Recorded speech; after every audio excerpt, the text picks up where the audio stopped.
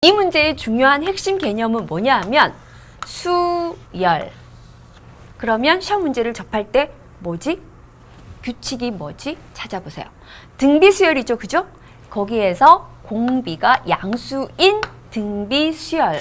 이런 등비수열의 규칙에서 다음 두 가지 조건을 만족하면서 A4의 값을 구하시오. 네 번째 항의 값을 구하는 문제입니다. 그럴 때 이 문제의 가장 중요한 교과서적 핵심 개념은 등비수열의 일반항 구하는 공식. A에는 A, 첫 번째 항, 아래 첨자 생략할게요. A 아래 n-1제곱이라는 이 수열의 일반항 기억하고요. 활용하고 문제 풀 수 있어야 합니다. 그래서 일반항 A에는 A 아래 n-1제곱의 패턴으로 미지수 2개, 관계식 2개 충분히 풀어갈 수 있습니다. 그래서 선생님이 이렇게 기본적으로 푸는 건 선생님이 안 하고 넘어가려고 그래요. 대신에 문제를 보면서 어차피 우리는 정확성, 그 다음에 시간 싸움이라는 관점에서 봤을 때 얘의 관계를 한번 볼게요. 밑에 있는 분모는 첫째 항과 다섯 번째 항의 관계를 보면 첫째 항, 둘째 항, 셋째 항, 넷째 항, 다섯 번째 항. 그러니까 첫째 항과 다섯 번째 항 사이에 4개의 항이 끼어 있구나. 그 다음에 분자의 특징도 보면 세 번째 항과 일곱 번째 항의 특징이 4개의 항이 그 안에 끼어 있다는 거죠. 그러면 이 안에 관계, 그러니까 기본 정의로부터 문제를 풀어도 다 훌륭합니다. 그런데 문제에서 어떤 주어진 문제의 조건을 관계성을 가지고 한번 시각을 바라보세요. 그랬을 때 이 문제의 특징이 뭘까라고 보면 둘의 관계를 논하기 위해서 세 번째 항은 첫 번째 항에다가 공비 2번 곱한 거죠. 그 다음에 일곱 번째 항은 다섯 번째 항에다가 여섯 번째, 일곱 번째가 있으니까 다섯 번째 항에다가 공비 2번 곱한 게 일곱 번째 항이에요. 그리고 나서 분모를 보시면 A1과 A5의 합이 되고요. 역시 분자에서 아래 제곱이라는 공통인수를 끌어내니까 말해주고 있습니다. 그 관계에서 두 번째 식에서 딱 꼬집어 말해주는 것은 공비 R의 제곱이 4라는 것이고요. 이때 공비 R은 플러스 마이너스 2지만 문제에서 공비가 양수라고 있기 때문에 공비 R은 2예요. 그러면 R이 2라는 첫 번째 포인트에서 나는 공비가 뭔지 찾았어요. 얘를 보시면 역시 관계로 접근을 해보시면 두 번째 항은 첫째 항에다가 공비 한 번 곱한 건데 공비가 2라 그랬잖아요. 그럼 얘가 2A예요. 바로 문제 풀시면 3A1이 12가 되니까 나는 찾았다. 첫째 항은 4가 됩니다. 내가 원하고자 하는 네 번째 항이라는 것은 A, R의 n-1제곱, 즉 세제곱이 되죠.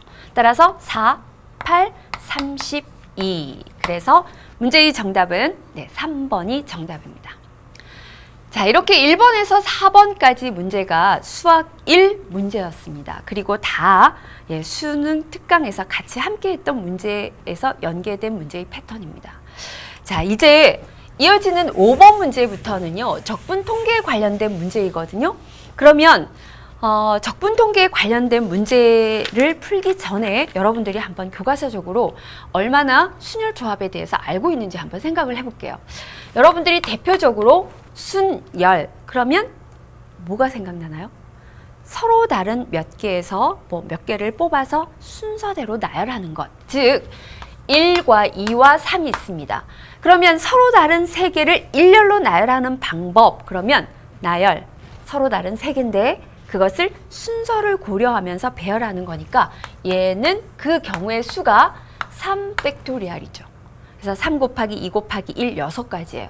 그런데 이 문제의 특징 안에서 1, 2, 3을 쭉 나열하는데 너는 반드시 작은 거 앞에 와야 돼. 이런 문제의 조건이 있습니다. 그래서 수학에서는 노골적으로 너 순서 있어, 순서 없어 라는 표현도 있지만요, 문제 안에 담고 있는 포인트가 있어요. 그래서 1, 2, 3을 너 마음껏 순서를 가지고 나열해봐 라고 한다면 난 순서 고려하는 모든 경우의 수를 생각을 해주셔야 돼요. 그런데 1, 2, 3을 나열하는데 하고 이렇게 너 마음대로 생각해봐. 판단은 내가 할게. 그 다음에 너 마음대로 너 자유롭게 결정해. 그 결정의 마지막은 내가 할게 하면 사실 생각해보면 결정권은 제가 가지고 있는 거 없는 거잖아요.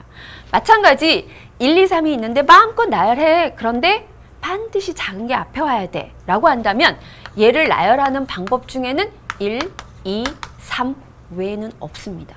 결국 한 가지가 돼요. 다시 말해서 순서 있는 것처럼 했지만 순서를 앗아갔다는 거죠.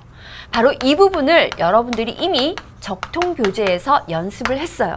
여러분 적통교재에서 몇 번에서 연습을 했냐면요.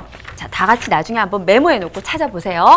수능특강 69쪽에 유제 3번에서 바로 이 부분에 대한 설명을 선생님께서 상세하게 하셨어요.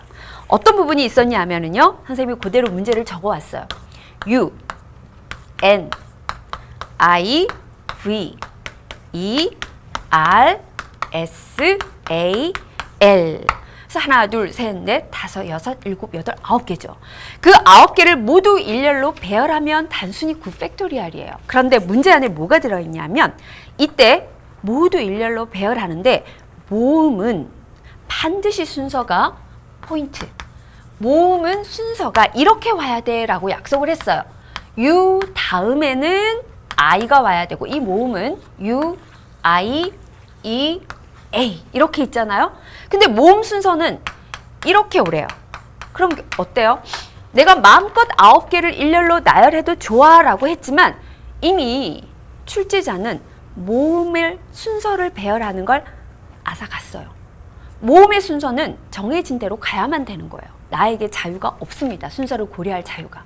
그래서 결국 얘는 뭐냐 하면 U, I, E, A를 동일한 것으로 보고 얘가 9개 중에서 어느 자리만 차지할 것이냐 라고 본 다음에 그 모음의 자리를 4개를 순서대로 앞에 U, 그 다음 I, 그 다음 E, 그 다음 A 하고 넣어주는 경우를 사실은 적분과 통계에서 연습을 했습니다. 그래서 결국은 이 문제는 이 문제 안에 키포인트가 뭐냐 하면 여기 안에서 여러분들이 찾는 것은 같은 것이 들어있는 그 순열의 수 이렇게 여러분들이 포인트를 잡아서 보셔야지 돼요.